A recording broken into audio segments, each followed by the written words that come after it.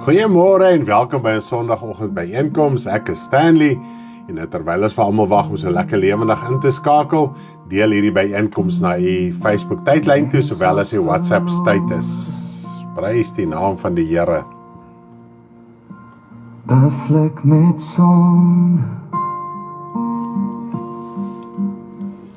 en onder die vlok van slapermy.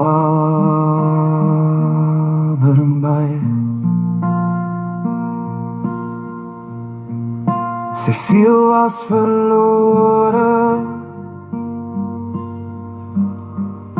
bestem vir die hel. God se groot genade en 'n belofte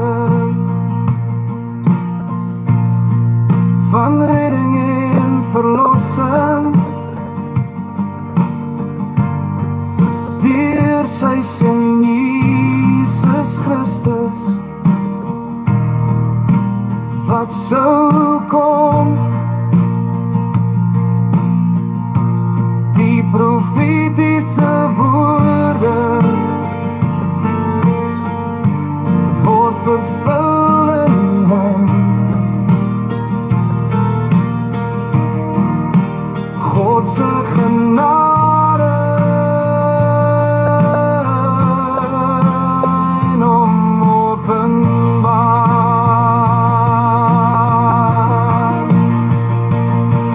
Dat die siel nie meer hoef te sterf nie, maar loskom van die duiwel.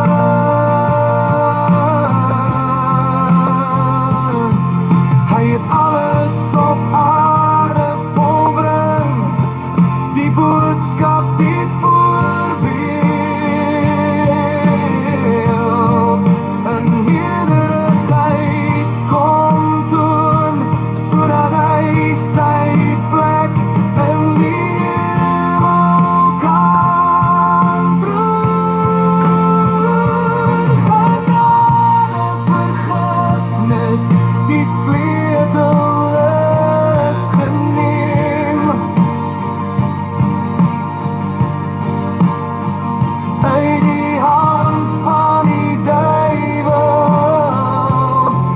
wat die mens wou vashou.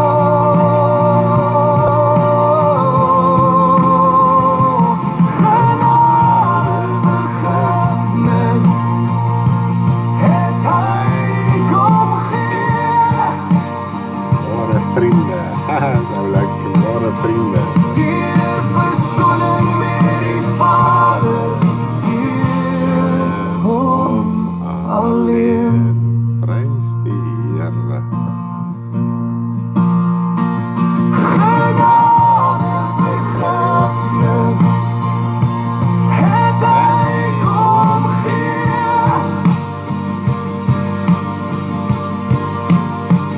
Deur verzoening met die Vader, deur hom alleen. Goeiemôre en hartlik welkom by vanoggend se byeenkoms. Prys die naam van die Here vir sy genade, sy barmhartigheid en sy vergifnis, né? En ons kan slegs vergifnis deur ons Here Jesus Christus ontvang. Daar's nie 'n werk wat ons kan doen, 'n wettiese instelling wat ons kan volbring om vergifnis te ontvang nie. Ek dink ons besef nie die krag van vergifnis nie.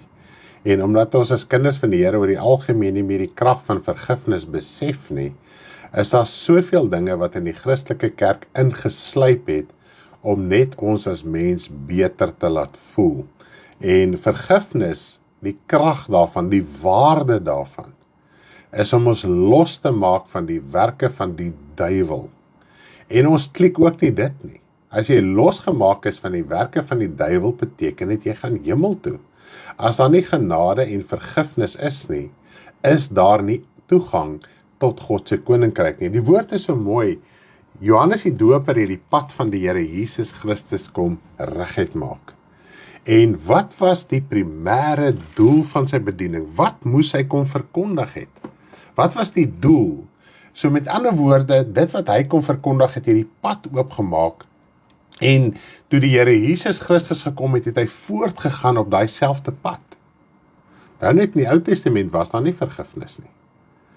Die woord van die Here sê die Ou Testament was gegee om hulle in bewaring te hou, om geduldig oor hulle te wees. Hulle was onder 'n tugmeester gewees. Die wet was 'n tugmeester. Maar elke persoon wat in die Ou Testament gesterf het, is doderyk toe, is hel toe. Dit is Dawid, Abraham, Isak, Jakob, almal, behalwe Isak, behalwe Elia en Henog wat direk hemel toe is en Moses ook. Die res is almal doderyk toe. Want daar was nie vergifnis nie. En ons wil eintlik die hele saak van vergifnis ontduik deur nie ons self ons sonde te kom bely en onsself te bekeer voor die Here nie. Nou Johannes die Doper, die pad wat hy kom reguit maak het, kom ons lees net so 2 skrifte ter inleiding van ons boodskap vanoggend, en dit vind ons in Lukas. Lukas 1 vers 76 tot vers 78. Lukas 1 vers 76 tot 78. En jy kindjie sal 'n profeet van die Allerhoogste genoem word, want jy sal voor die aangesig van die Here uitgaan om sy weer reg te maak, om kennis van saligheid aan sy volk te gee in vergifnis van hulle sondes, deur die innige barmhartigheid van onsse God, waarmee die opgaande lig uit die hoogte ons besoek het. Ons besef nie die krag van vergifnis nie. Sonder vergifnis is daar nie toegang tot God se koninkryk nie. Dit is waar die hele evangelie begin het, was om die kennis van die saligheid aan ons te gee deur vergifnis van sondes. Nou lees ons ook in Markus 1 van vers 1 tot 4, ons het hierdie week die dooples gedoen, hoe dit plaasgevind het. Die Johannes die Doper begin optree het en sy bediening het begin, en hy die woord begin verkondig, het mense besef, hulle is in 'n sondige toestand. Wat het hulle toe gedoen? Het hulle net na Johannes die Doper toe gaan en sê, doop my? Nee. Die wat na Johannes die Doper toe gegaan het, dis die Fariseërs en die Sadduseërs, die klomp skynheilige ouens, né? En hulle wou net gedoop word, omdat hulle gehoor het, daar's 'n wraak op pad. En Johannes die Doper het geweier om hulle te doop, want hulle wou net gedoop word. Hulle wou nie hulle self bekeer nie.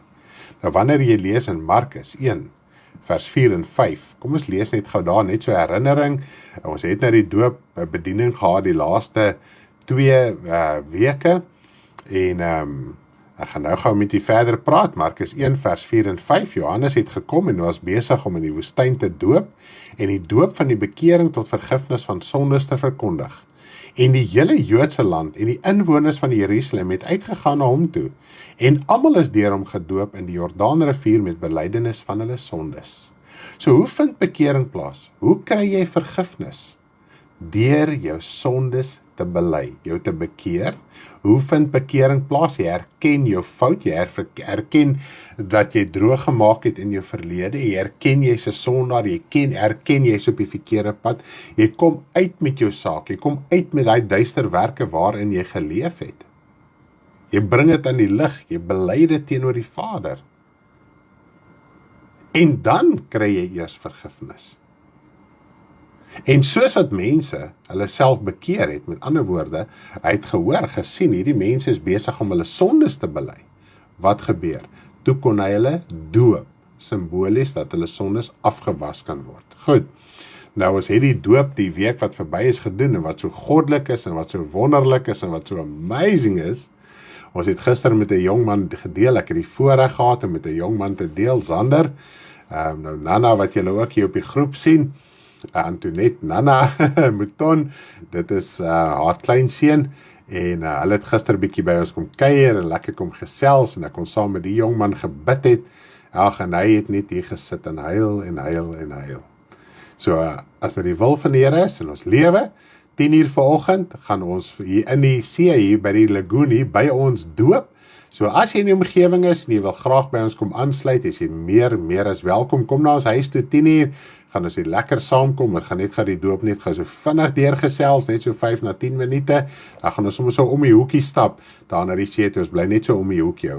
Werner en Koos en Isie weet presies hoe dit hier lyk, jy stap net so om die hoekie en as jy daar by die see, so dis nie ver stap nie, seker so 100 meter, dan gaan ons lekker daar so doop, en so ons prys die Here, dat die Here so 'n jong man se siel kon red en oortuig van sy lewe wat verkeerd was, en hy kan as jong man al die Here aanneem. Ek wil dit net noem, ek was 19 toe ek die Here aangeneem het, en die sonde druk jy na 'n punt toe, die lewe druk jy na 'n punt toe, en wanneer jy jou hart vir hom oopmaak, sedertdien dien ek die Here, en mens het nie nodig om ooit op te gee, moedeloos te raak, ensovoorts nie, maar omdat 'n mens die krag van die basiese dinge in die woord verstaan nie, daarom raak 'n mens moedeloos. Vergifnis het 'n geweldige krag. Sonder vergifnis kan ek en jy nie die Here dien nie, kan ons nie God se koninkryk ingaan nie. En dit begin by die bekering, en na jou wedergeboorte en jou doop is bekering ook 'n daaglikse proses. Jesus sê elke dag moet jy jou kruis opneem, elke dag moet jy jou volg, want jy het 'n natuur, jy het 'n karakter, ons het so mooi geleer in die doop, né? Dat die doop is nie die afwassing van die vuilheid van die vlees nie, maar is 'n bede tot God om 'n goeie gewete. Dan lees ons Romeine ook, jy moet groei in die doop. So, wanneer jy jou laat doop, is dit soos 'n gebed wat voor God staan, dag en nag, tot die dag wat jou lewe op aarde eindig. Om die Vader te vra, dat hy in jou sal werk, dat jy hierdie goeie, rein, skoon gewete sal hê. So hy sal die heeltyd in jou werk. So jy gaan sleg voel en skuldig voel oor jou lewe wat verkeerd is tot die dag van jou dood. En as jy jou nie daagliks gaan bekeer en jou sondes gaan bely nie, wat gaan gebeur? Hy skuldgevoel gaan jy begin opvreet en jy gaan terugval en jy gaan wegval en jy gaan weer besig raak met jou eie ding, maar hy skuldgevoel bly daar. Want jy die Here toegang gegee vrywilliglik deur jou hart vir hom oop te maak en dan ook deur die doopwater te gaan. So dis in kort die doop wat ons in 2 weke bedien het. As jy nie die doop gekyk het, ons Bybelstudie en lering daaroor nie, asseblief kontak ons, dit is nog hier op Facebook, na 30 dae gaan dit af, anders is dit daar permanent op YouTube die video's, en ons het natuurlik die handleidings, is gratis, kontak ons net, ons kan dit vir jou WhatsApp of e-mail, so asseblief maak plan daarso, as jy nog nie deel is van ons Bybelstudie reeks nie. Dit gaan nog aan, die week wat kom gaan ons oor die Heilige Gees praat, maar as jy nog nie tot bekering gekom het en jy laat doop het, jy gaan jy glad nie verstaan van die Heilige Gees nie, en dit is baie gevaarlik om uit 'n vleeslike oogpunt die dinge van God se Gees te probeer uitredeneer. Goed, so mens moet by 'n punt begin, wedergeboorte, doop, sodat jy kan verstaan werklik waaroor gaan die Heilige Gees werklik waar. Anders kan 'n mens lelike uitlatings maak, soos wat die Christelike kerk wel doen, wat weier om die werkinge van die Heilige Gees te aanvaar en aan te neem, maak hulle lasterlike uitlatings, hulle beïnvloed mense, en so distansieer mense hulle wel van die Heilige Gees. Hierdie week begin ons met die vervulling van die Pasga. Ag, sorry poppies. Ons is nog nie eens by die Heilige Gees op nie. Sorry, die vervulling van die Pasga. Dit is net so amazing. Dit vat alles saam. Jy gaan so verstom staan om te sien dat die vervulling van die Pasga gaan, die geestelikheid daarvan, die waarde daarvan, die skatte daarvan, lê in baie meer as net een sin. Maar as jy daai een sin sien, dan verstaan jy waar gaan die alles. Nou ja, vanoggend gaan ons vir Kitty bid. Kitty was opgeneem in die hospitaal Vrydag. Ja. Hy is ontslaan met medikasie, maar sy is nog baie de mekaar. Lisel het ons laat weet, so ons gaan vanoggend vir haar ook bid. En enigiemand wat siek is, my vrou is ook nie lekker nie, ek is ook nie lekker nie, maar ons gaan aan, daar is daarom beterskap, ons gaan voort. So die Here gaan ons help, dat ons kan end uitgaan tot by die wederkoms. Kom ons bid lekker saam, dan gaan ek met die gesels oor 'n baie interessante onderwerp vanoggend. Hemelse Vader, ek wil vir U baie dankie sê vir die genade en die liefde, die krag en die heerlikheid van U. Vader, baie dankie dat ons vergifnis deur die Seun Jesus Christus kan ontvang. Dankie Vader, dat wanneer ons sonde bely, wanneer ons sake uitsorteer, en was die bloed van Jesus Christus ons skoon, die offer wat hy kom bring het, dit is permanent voor U tot die dag van die wederkoms. Terwyl jy op aarde is, het ons daai offer nodig. En ons moet dit daarvan gebruik maak, deur na U toe te kom, Vader, en wanneer ons sonde bely, dan maak ons gebruik van die waarde en die krag van die offerlam, hy wat sy bloed gestort het, hy wat sy lewe gegee het. Here Jesus, U is die middelaar, U is die Seun van God, halleluja. U gaan kom om die wêreld te oordeel, U gaan die Vader aan die wêreld openbaar, die mense skree en spottends gewys, hulle, waar is jou God, waar is jou God? Vader, daar gaan 'n dag kom wat God die Vader geopenbaar gaan word. En daai dag gaan alles in vlamme uitslaan, dit gaan ontplof, dit gaan 'n dag, soos die woord sê, dit gaan 'n dag van weergawe wees, dit gaan 'n dag van smarte en pyn wees vir die persoon wat sy saak nie reggemaak het nie. Nie net vir 'n oomblik nie, vir ewig en altyd, maar vir hulle wat se sake reg is, hulle wat voor die aangesig van U is, Vader, hulle gaan die heerlikheid van U ingaan vir ewig en altyd. Vader, wanneer ek so dit bid, dan voel dit vir my die hemel so 'n realiteit. Dit voel so 'n werklikheid, dit is so 'n heerlikheid wanneer 'n mens voor U is. En dit is die voordeel van gebed, dis die voordeel wanneer 'n mens tyd met U spandeer. Mens kry daai diep gewortelde wete, dat daar is werklik waar 'n koninkryk van lig, en daar is duisternis, en ons wil nie in daai duisternis wees, vir ewig en altyd nie. Vader, ek wil vra dat U my sal help in hierdie diens, dat ek die woord van U kan oordra, op 'n waardige wyse in gees en waarheid. Vader, ons bid vandag vir Kitty. Ons wil vra dat U haar sal genees en gesond maak, terwyl sy, Here my God, opgeneem was in die hospitaal, en sy het hierdie medikasie gekry. Wil ons vra dat dit wat in haar liggaam verkeerd gegaan het, totaal sal herstel, dat dit kan alles uitloop tot op 'n getuienis van U, Vader. Ons wil vra, Here, dat waar Lizelia moet bystaan, en almal in haar huis moet bystaan, Vader, wil ek vra dat U hulle ook die nodige wysheid en die insig sal gee, om by haar te wees, en geduldig te wees, en liefdevol ook teenoor haar te wees, Vader. Ons sê vir U baie dankie, vir ander wat siek is vanoggend, vir ander wat in pyn is, ons dink aan Mary, Vader, ons wil vra dat U die genesingswerk wat U al reeds in Mary se liggaam begin, dat dit sal voleindig, Vader, en dat dit so volkome sal wees, in Jesus se naam. Vader, ons dink aan Shamaine vanoggend, wat nog op herstelpad is, met die ongeluk wat sy laas jaar gehad het, dit was 'n geweldige saak gewees, Vader. Ons wil vra dat U haar liggaam ten volle sal genees, in Jesus se naam. Here my God, en wanneer een van die kinders iets deurgaan, dit raak soveel mense, daar's soveel dinge wat aangeraak word, en dis die groot saak, Vader, voordat daar iets gebeur met U van U kinders, en dis wat U sê, daar sal nie 'n haar van ons hoof val, as U nie daarvan bewus is nie. En Here, dit spreek baie meer as net 'n haar wat van die hoof val. Dit beïnvloed soveel dinge rondom 'n mens, en U is bewus daarvan, en U weet wat U doen, en U weet hoekom U dinge doen, U weet waarom dinge gebeur, en waarom U kinders deur sekere dinge lei. En ek wil vra, Vader, dat U Shamaine sal oprig, en dit wat U wil bereik geestelik, in mense se lewe, rondom haar, wat deur haar beïnvloed is, wat aan haar verbind is, dat U siele sal red, sal verander, en dat 'n geestelike krag en heerlikheid ook in hulle lewe geopenbaar kan word.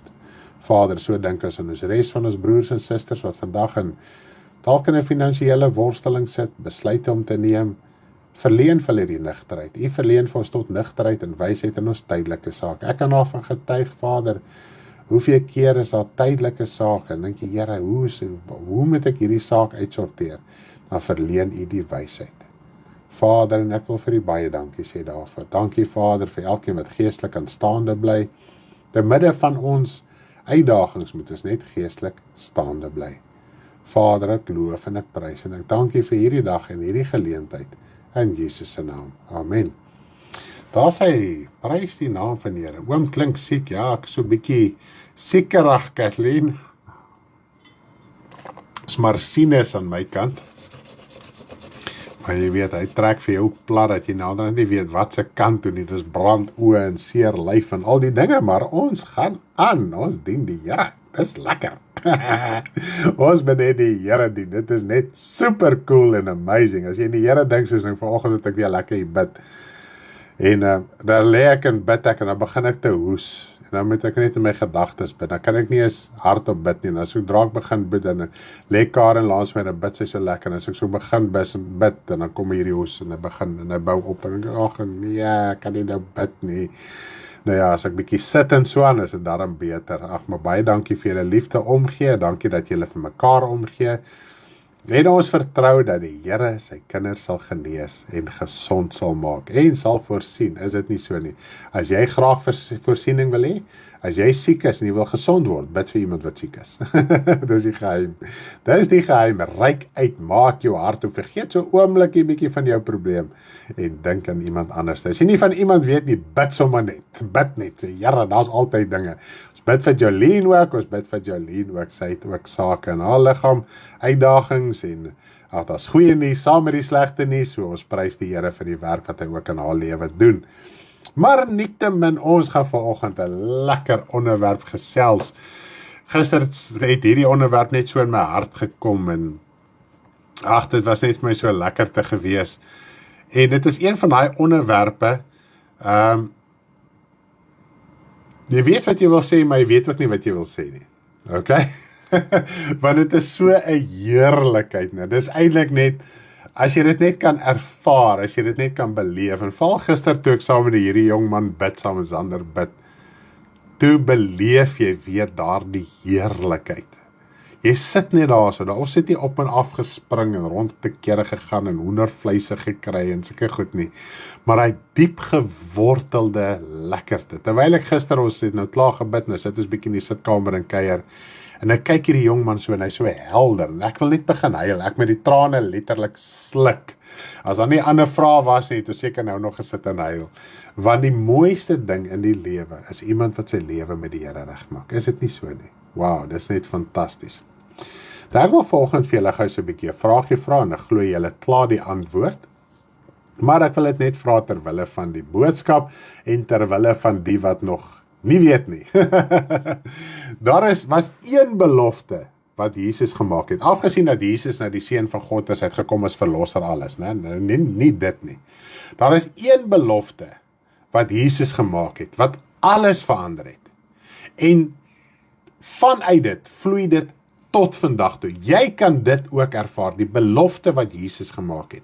Nou, nadat Jesus uit die dode opgestaan het, voordat hy opgevaar het, het hy melding gemaak van hierdie belofte. So, jy daar by die huis in die kommentaar, ek gee vir die geleentheid om 'n comment hier op Facebook te sit, en ek gaan net vir ons 'n baie mooi liedjie speel, rondom hierdie onderwerp wat ek en my vrou gister by mekaar gesit het.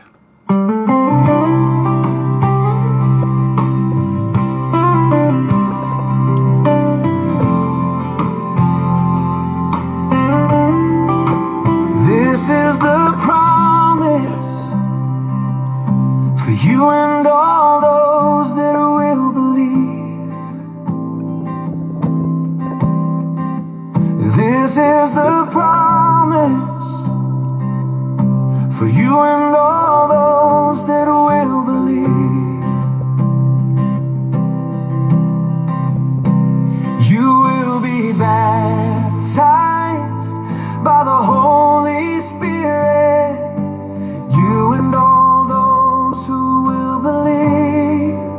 This is the promise for you and all those that will believe.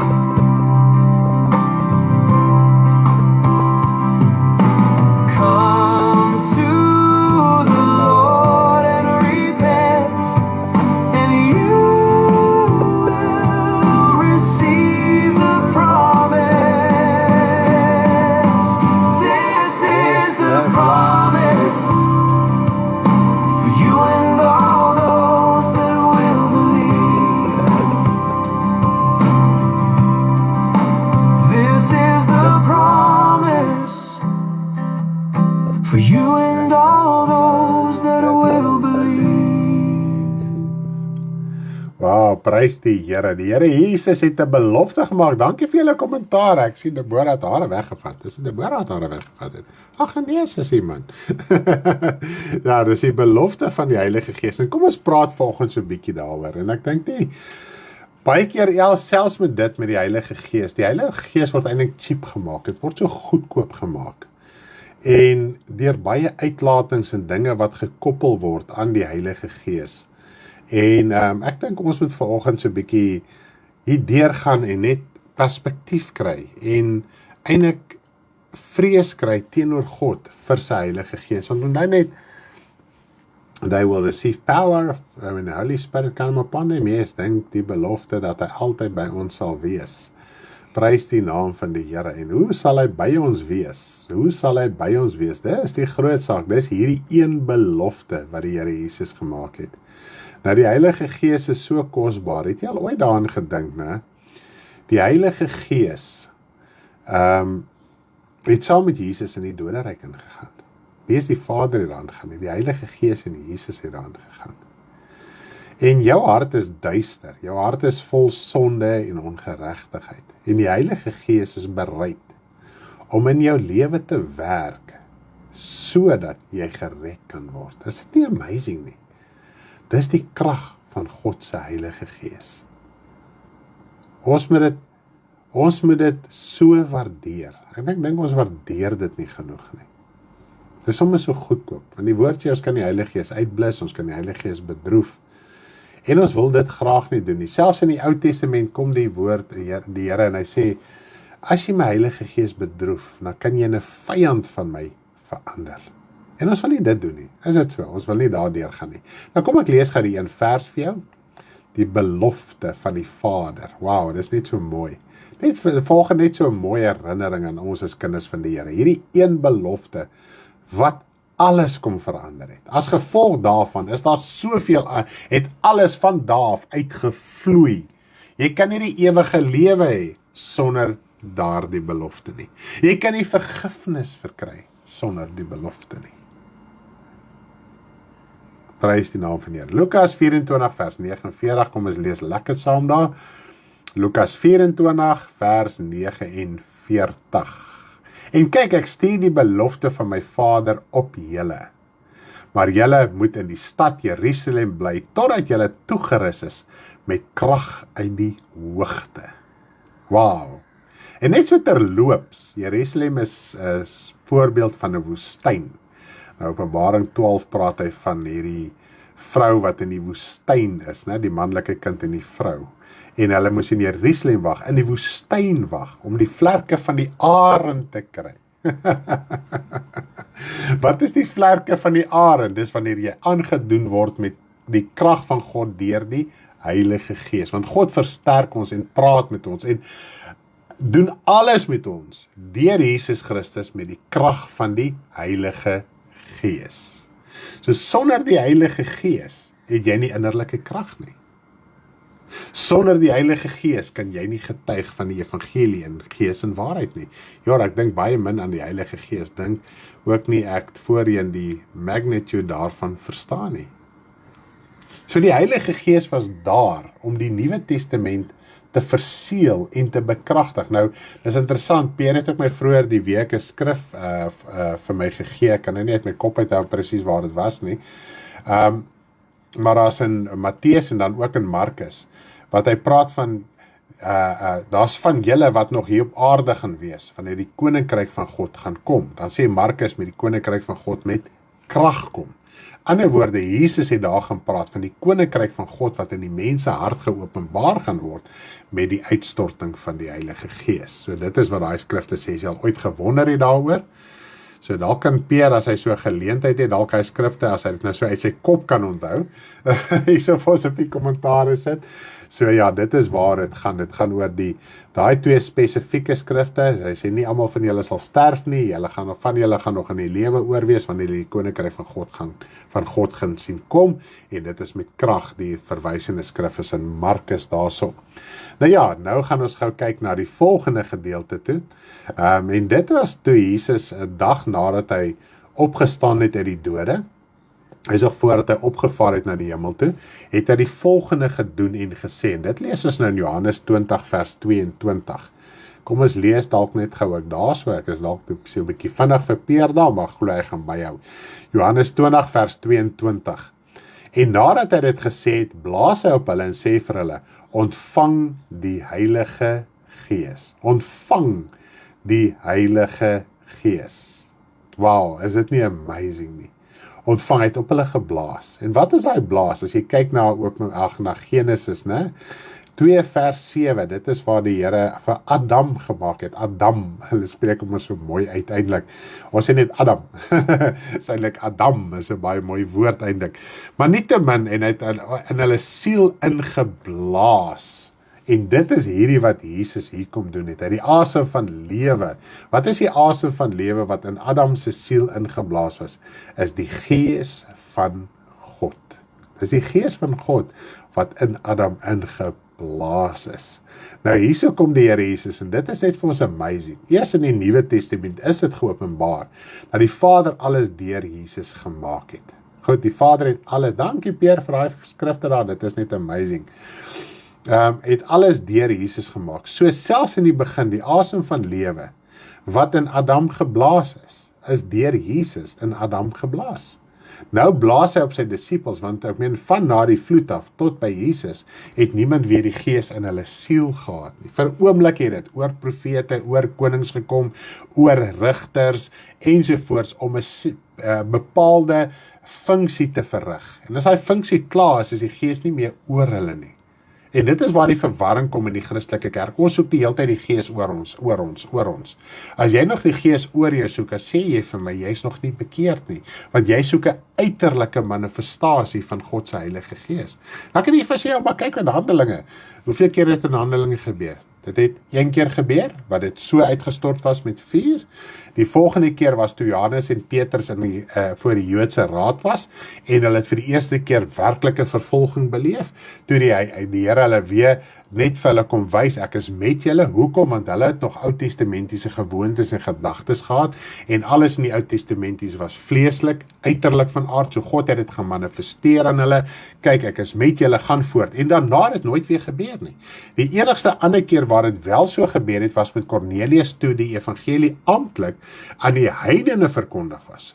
So daarso moes die Here ook radikaal vir Petrus gewys het en die ander Jode wat saam met die Christen Jode wat saam met Petrus was, om vir hulle te wys,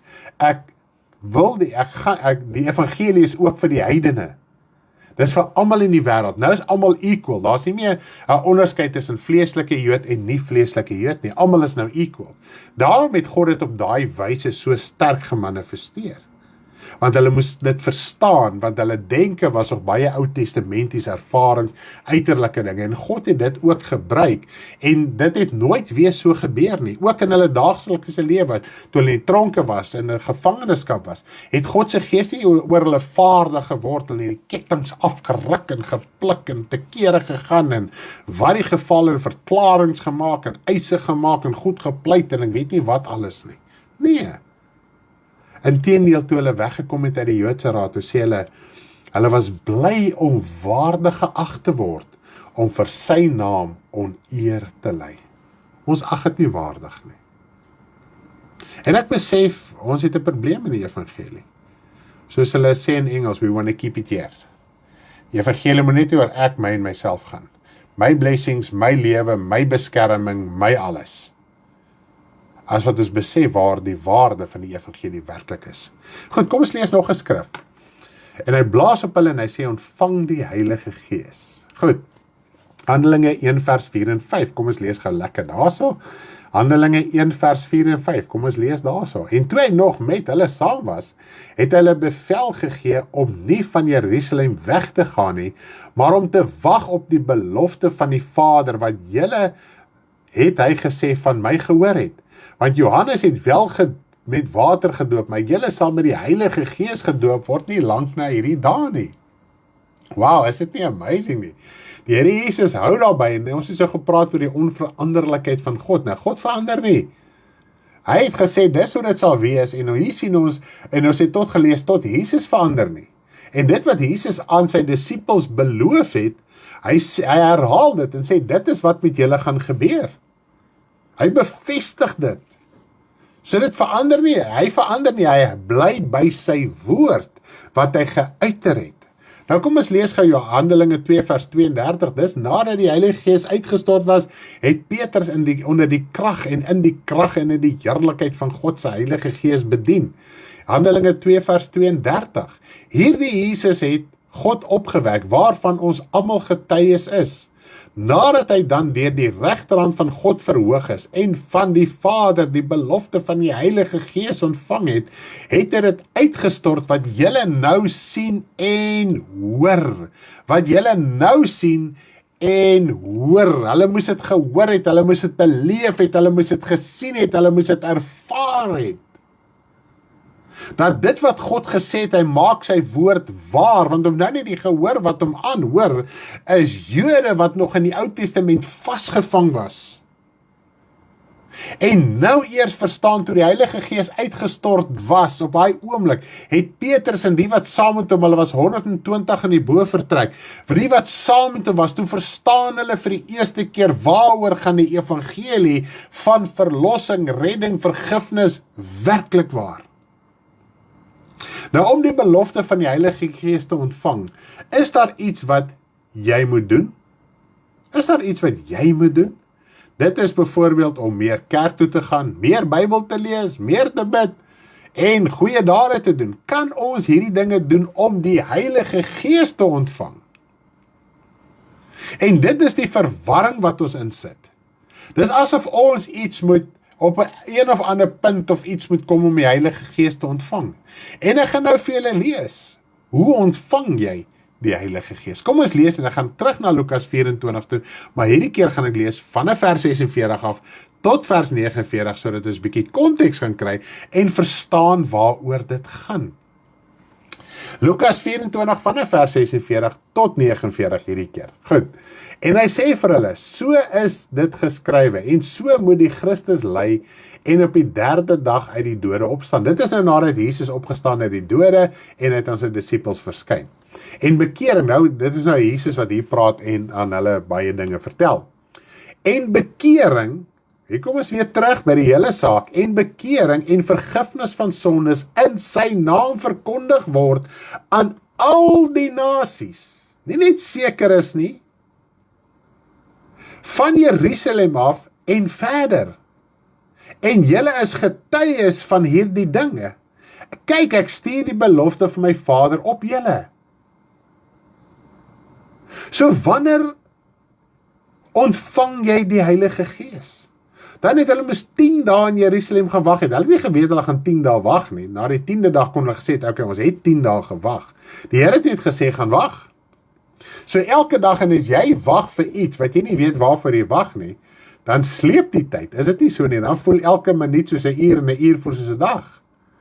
So hulle was eendragtig saam, wanneer ons verder in Handelinge 1 lees, hulle was eendragtig saam.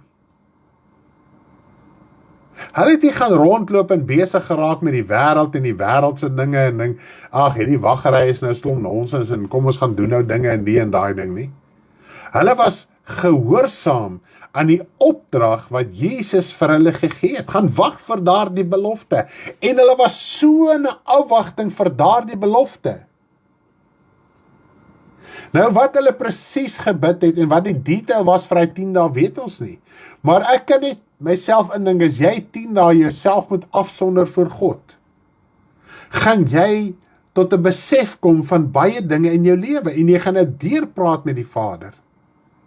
Sonde, ongeregtigheid. Dis moontlik dat hulle almal kon gedink het, okay, ons moet ons sake uitsorteer, want dan net toe Jesus mos nou gesterf en opgestaan het uit die dode, op 'n stadium het hulle weer gaan visvang. Petrus gesê, ag, kom ons gaan vang weer vis. Dis asof hulle teruggesak het, en dis hoekom, as jy selfs in Lukas 24 gaan lees, hy verkwalik hulle, hy sê, hoe kon julle hierdie dinge nie geglo het, hoe verstaan julle nie hierdie dinge nie? Maar hulle kon nie, want hulle het tog nie die Heilige Gees gehad. So wanneer jy jou bekeer, en dis wat ons moet verkondig aan al die nasies, bekering en vergifnis van sondes. En dit is die mooi gedeelte, Johannes die Doper kom en hy maak die pad oop. En hy preek hierdie bekering en vergifnis van sondes. Wat kom deur belydenis van sondes, en hy begin hierdie pad oop te maak. En nou leer ons hierso, daai basis, daai fondasie wat geskep is, die pad wat oopgemaak is, deur die bediening van Johannes die Doper, moet nou voortgesit word in Jesus Christus se naam. So dit wat Johannes gedoen het, is nie apart en is verby en is klaar en it's done with nie, want dit is hoe dit verstaan word baie keer. Maar wanneer ons die skrif in konteks lees, en dan nie, daar is nie net 1 of 2 of 3 skrifte in die Bybel nie. In die Nuwe Testament is daar ongeveer 9000 verse. In die hele Bybel is daar 32.000 verse ongeveer. So wanneer jy 1, 2 of 3 verse ken en jy bou 'n teologie rondom dit, moet jy weet, pas dit in by al die ander duisende verse wat wel ook in die woord opgeteken is. Nou wanneer ons kyk na bekering en vergifnis van sondes in die naam van Jesus Christus, is dit waar dit begin het by Johannes die Doper. Nou kan ons teruggaan na Johannes die Doper toe en ons kan begin verstaan, hoe kan ek my bekeer? Hoe kan ek my lewe uitsorteer om hierdie belofte van die Heilige Gees te kan ontvang? En wanneer ontvang jy daardie belofte? Jy as kind van die Here nou, jy as persoon wat voor my sit, dalk het jy jouself nog nooit bekeer nie, of dalk het jy jouself al bekeer en is klaar gedoop, maar jy verwag nog een of ander belofte, jy verwag nog 'n doping van die Heilige Gees, want dis hoe dit gepreek word. Daar word tot gepreek, as jy nie in sekere gawes en bedieninge funksioneer nie, het jy nog nie die doop ontvang nie, dis die grootste leuen wat bestaan. Die dag van jou bekering, want jy kan nie tot bekering kom, die oomblik as jy jou hart oopmaak, en dan net die Heilige Gees bevestig dit wat Jesus kom leer het, niks buite dit nie. Nou wat het Jesus kom leer? Ons moet bekering en vergewing van sondes in sy naam verkondig, en hoe vind dit plaas? Deur sondebelydenis. Ons het die skrif vroeër gelees in hierdie boodskap in Markus 1 vanaf vers 4 en 5. Hulle het hulle sondes bely, dis hoe hulle bewys het, 'n bewys gelewer het van hulle bekering, en dit het glad nie verander nie. Dis hoe dit moet wees. Nou die Heilige Gees getuig daarvan. Nou as jy optree volgens dit wat God ons beveel het, dan bevestig die Heilige Gees jou optrede, jou hart wat jy oopgeskeer het, van die woord sê hy woon in die hoogte, maar hy woon ook by die gebrokene van hart en die verbruiselende van gees. Ja, as jy verbruiseld is, as jy gebroken is, as jy afhanklik is, vandag soos 'n klein kind, as jy uitroep en jy sê, Here my God, ek is afhanklik van U, hier is my sondige natuur, my toestand, ek ken dit voor die aangesig van U, en jy is voor sy aangesig in afhanklikheid. As jy nog nooit tot bekering gekom het nie, dan kom die Vader en hy besny jou hart, hy neem met die ou lewe van sonde, hy sny die vooruit van sonde en ongeregtigheid weg, hy sny dit af, en op daai oomblik ontvang jy die Heilige Gees, want jy kan nie weergebore word sonder die Heilige Gees nie, dis onmoontlik, en daar is net een Heilige Gees, en in die een Heilige Gees is al die gawes en die hele vrug van die Heilige Gees, so op een oomblik ontvang jy die belofte, en ons dink net aan Heilige Gees, ons dink aan ervaring, ons dink byvoorbeeld aan tale praat, aan profetiese woord, aan genesings, ons dink daaraan, maar besef ons die realiteit van die Heilige Gees wat jy ontvang het, jy moet oortuig word van sonde, en jy moet oortuig word van oordeel en die geregtigheid van God in Christus Jesus, jy moet oortuig word daarvan. Johannes 16 vers 8 is duidelik daaroor, dis die funksie van die Heilige Gees, en as jy nie oortuig is van jou sonde nie, dan kan jy dit nie van harte bely en uitsorteer nie. Ek kan vir jou sê, bely het gesteel, Here ek het gesteel, amen. As jy oortuig, ek kan jy nie oortuig nie. Ek kan vir jou sê, dit is wel sonde, maar die oortuiging lê by jou, wanneer jy jou hart oopmaak, wanneer God se Gees in jou lewe werke, en jy is oortuig dat dit wat jy doen is verkeerd, en jy voel sleg daaroor. Jy voel skaam oor wat jy gedoen het. Dan kan jy dit in nederigheid voor die Vader kom bely. Jy kan jou bekeer, en op die oomblik van daai bekering van jou, as jou hart besny word, daai oomblik ontvang jy die Heilige Gees, en as jy klaar daar was, dis daai dag wanneer jy die doping van die Heilige Gees ontvang het, die belofte, en in daai belofte is vergifnis, en sonder vergifnis is dan nie redding nie, so die Heilige Gees het bevestig dit wat jy gedoen het, jou hart wat jy oopgeskeer het en gebreek het, party het net uitgeroep en gehuil, en geween en besef hulle lewens in 'n toestand, en God het hulle daai hartsbesnydenis kom gee, prys die naam van die Here, en jy die Heilige Gees ontvang, op daardie oomblik, en in die Heilige Gees is vergifnis, daar's verlossing, die gawes is daar, die bedieninge is daar, die vrug van God se Gees is in jou lewe op daai oomblik geopenbaar. Dis hoekom jy daai heerlikheid ervaar het, daai las wat afgeval het, want dis die juk van Jesus Christus, dis die las van Jesus Christus, hy's lig, hy's nie swaar nie.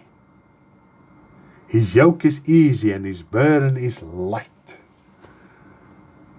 Die Here Jesus sê ons moet van hom leer, hy sagmoedig en nederig van hart. En dis hoe jy self verneder.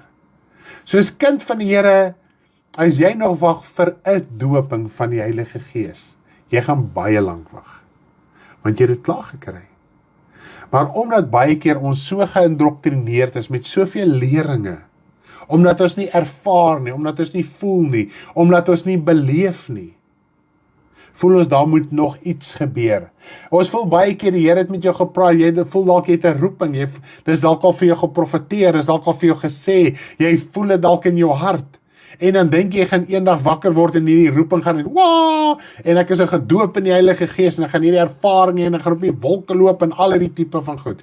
Dis 'n totale illusie. Die werklikheid is gehoorsaamheid. Gehoorsaam kan nie gekoppel word aan gevoel en ervaring nie. Ek dien die Here, ek is in diens van die Here, ek berei voor in gehoorsaamheid. My liggaam is siek in gehoorsaamheid. My liggaam voel glad nie lekker nie.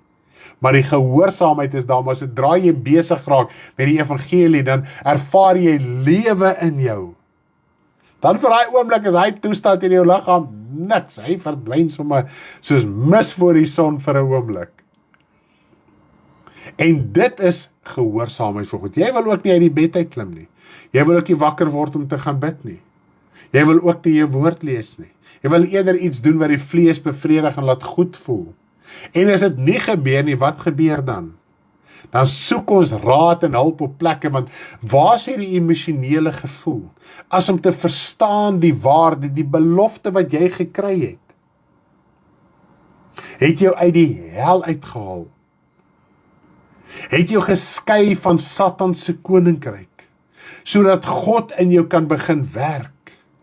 Johannes die Doper sê so mooi, dat toe sy bediening, hy wat gaan kom, gaan julle met doop met die Heilige Gees en met vuur.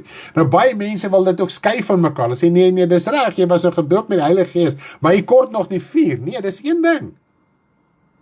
Wat symboliseer vuur? Vuur symboliseer gees. Selfs as jy in Openbaring gelees van die 7 geeste van God wat voor die troon van God is. Dis die 7 vuur fakkels. Hoekom vuur? Want vuur werk in jou. Vuur reinig. Vuur maak skoon. So die Heilige Gees werk in jou en vuur gee lig.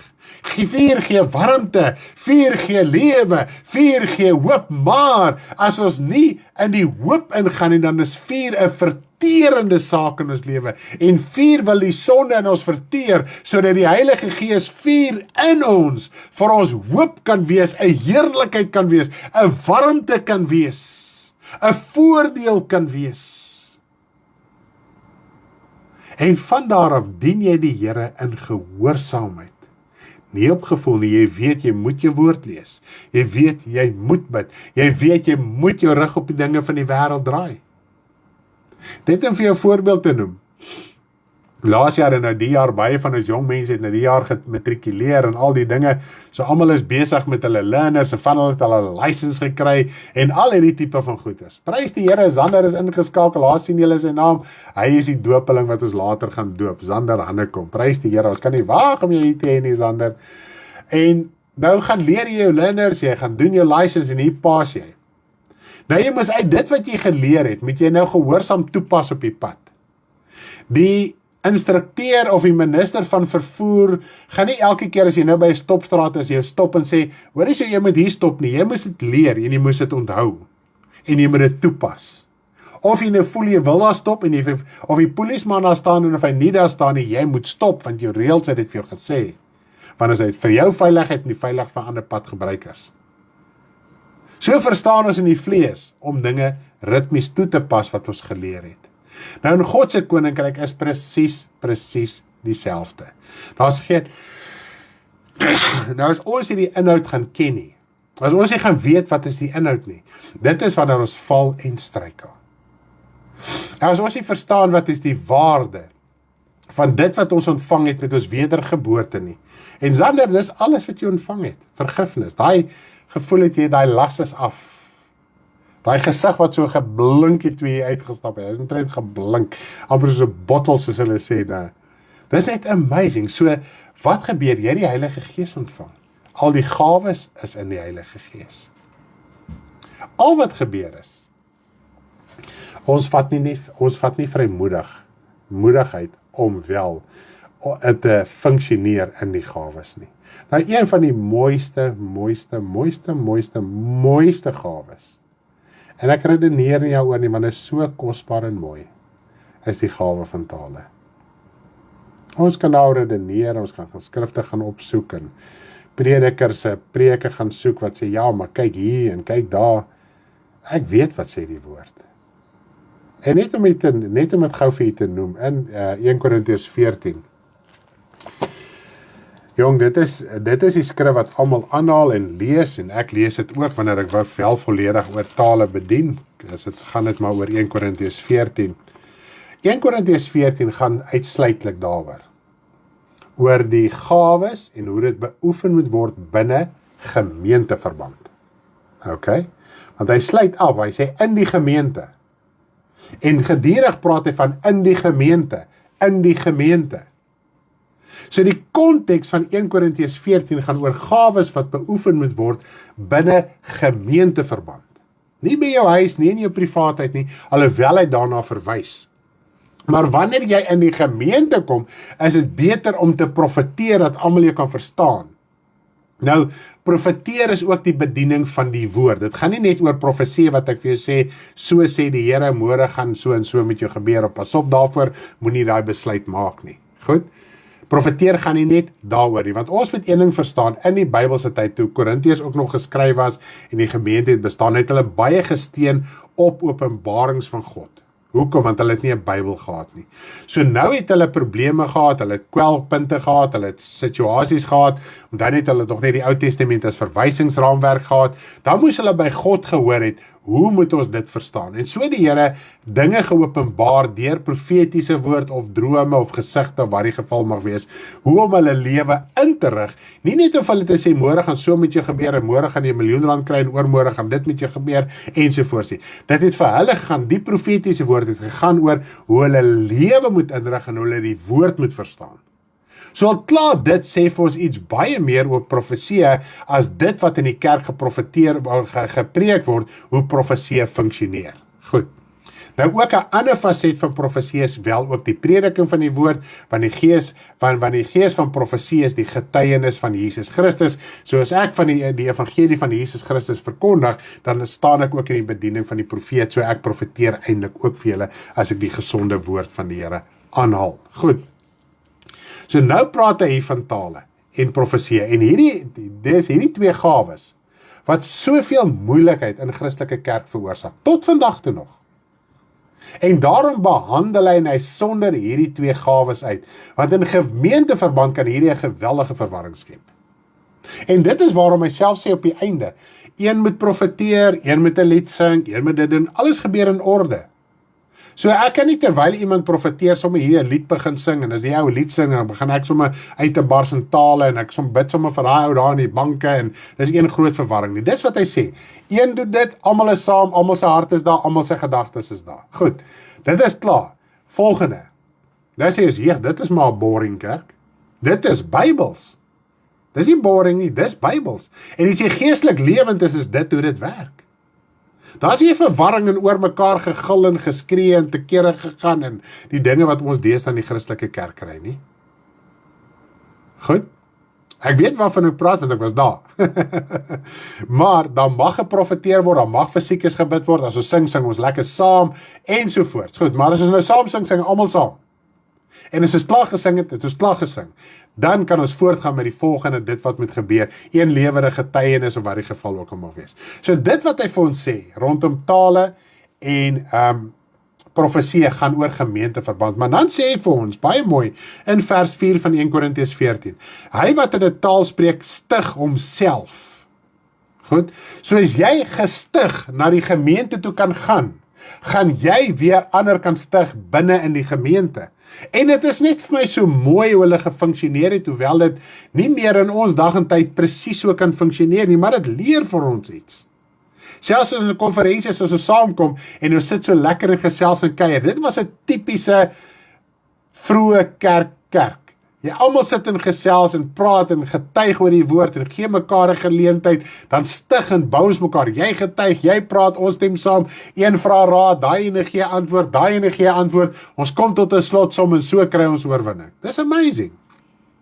Dis hoe dit funksioneer en moet funksioneer. Maar as jy nou tale praat, selfs in jou werkplek, jy praat tale by jou huis. Jy kom by die werksplek, jy kry nugterheid, jy kry verstand, hoe om jou lewe in te rig. Dalk is daar iemand wat in 'n oomblik iets nodig het, dan kan daai tale wat jy gepraat het, 'n uitleg wees deur die wysheid wat jy toon teenoor iemand se vraag.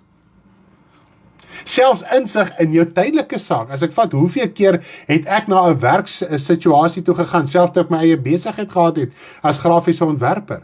Dan weet ek nie om daai ding te ontwerp nie, dan praat ek tale. Sê, Here, help my.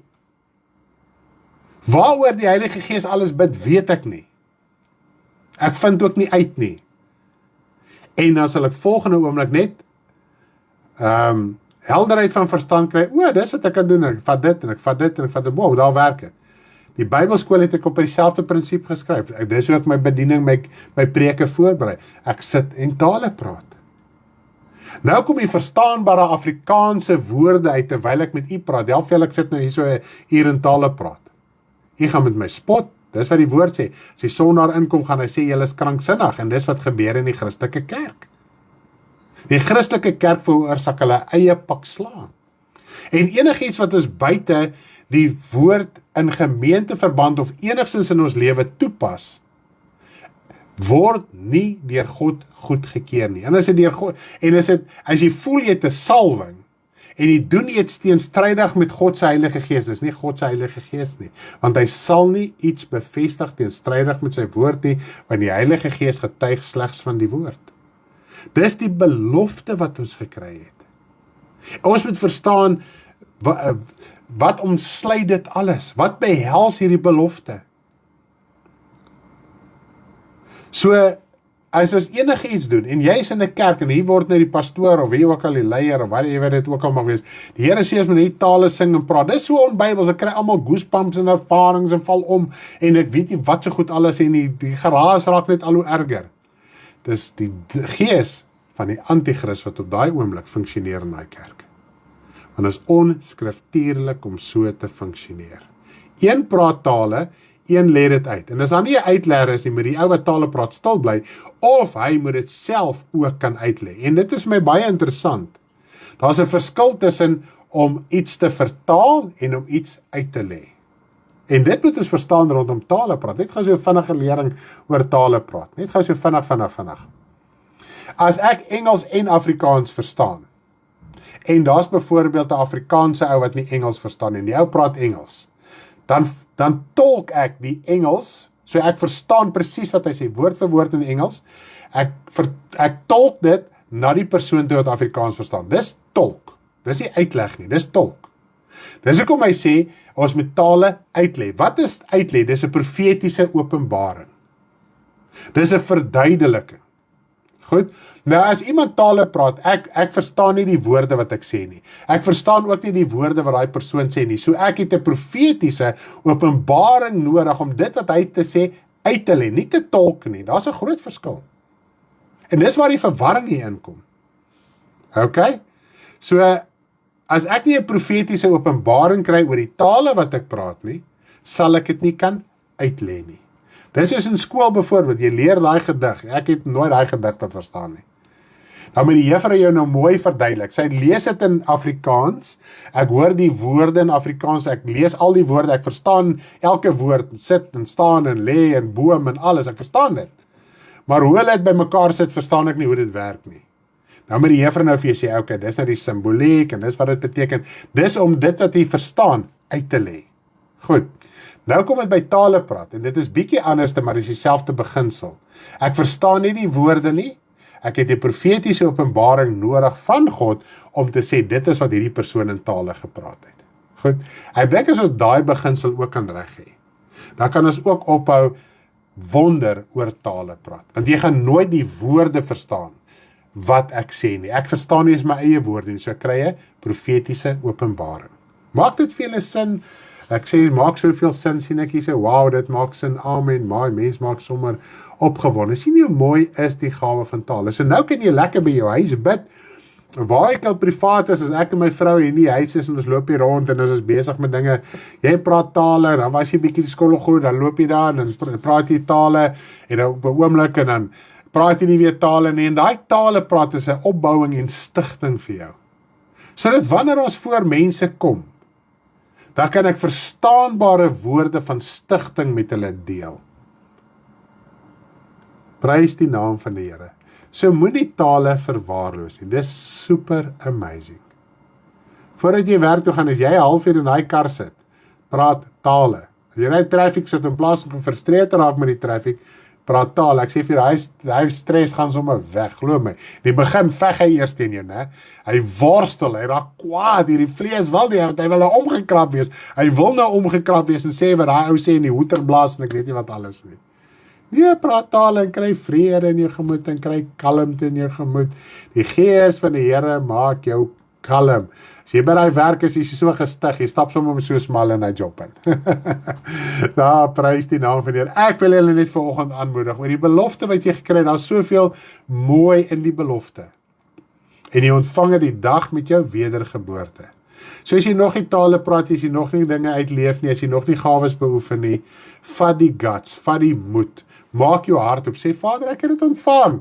Ek is die kind, moenie dink dit gaan nou 'n duiwelse taal wees nie, of 'n duiwelse ding wat jy gedoen. Jou hart is voor God opreg.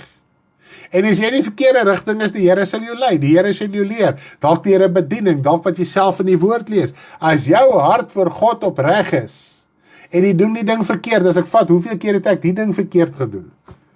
Ons het die kerk geleer, jy praat tale, jy gil, jy skree, jy gaan te kere, jy dans, jy spring op en af, ensovoorts. Glo my, ek het vir hom gedoen met 'n krag.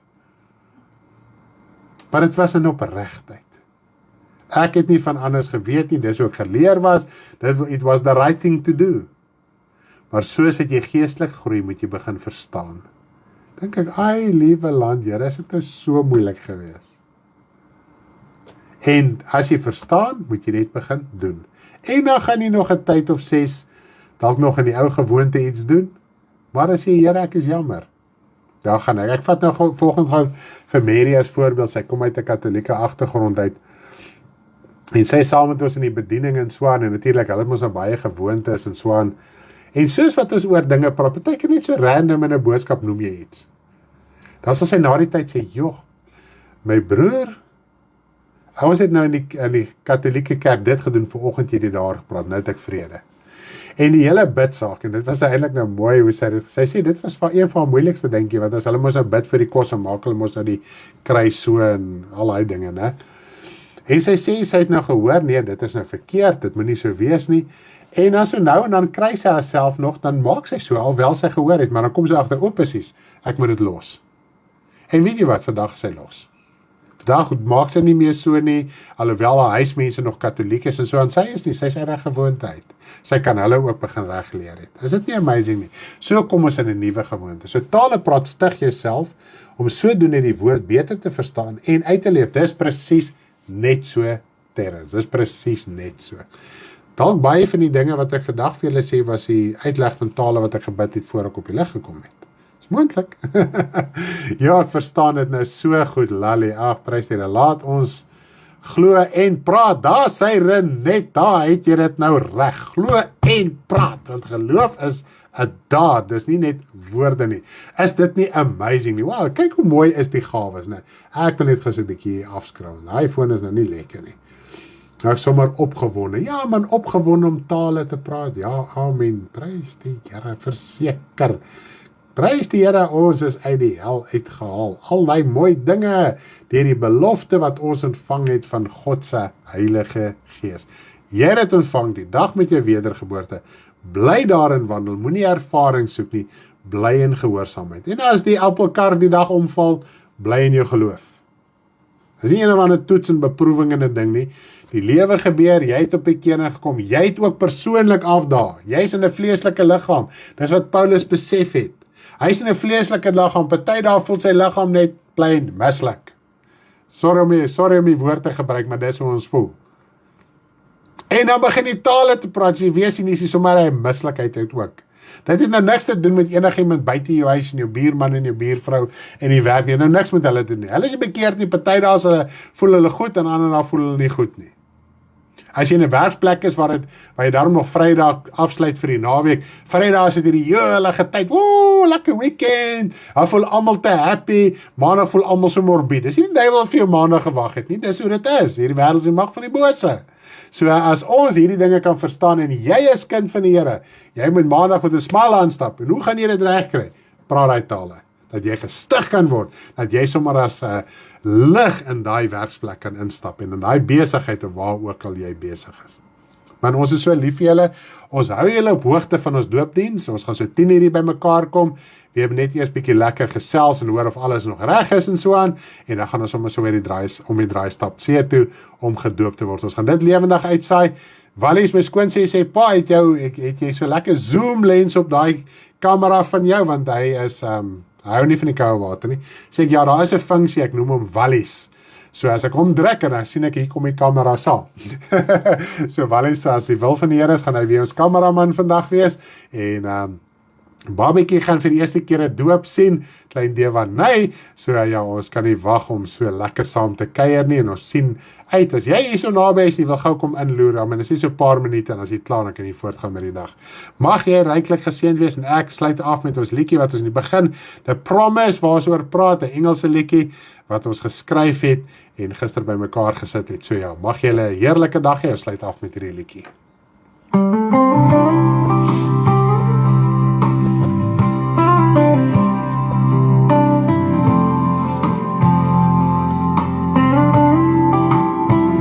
Is the promise for you and all those that will believe. This is the promise for you and all those that will believe. You will be baptized by the Holy Spirit, you and all those who will believe. This is the promise for you and all those that will believe.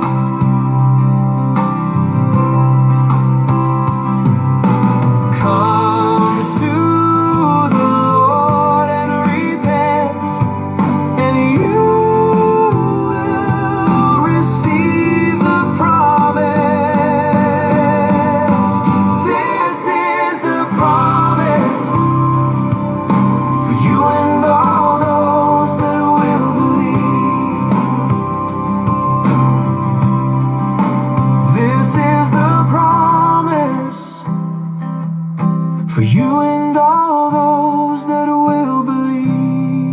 Papa, lekker dag hê.